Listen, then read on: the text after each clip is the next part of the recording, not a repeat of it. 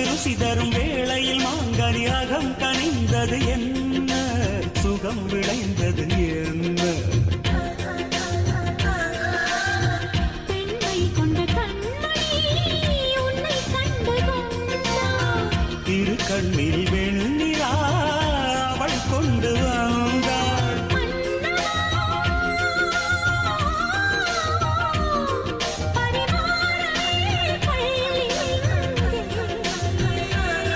பசும்பால் பழம் தேவை இங்கே,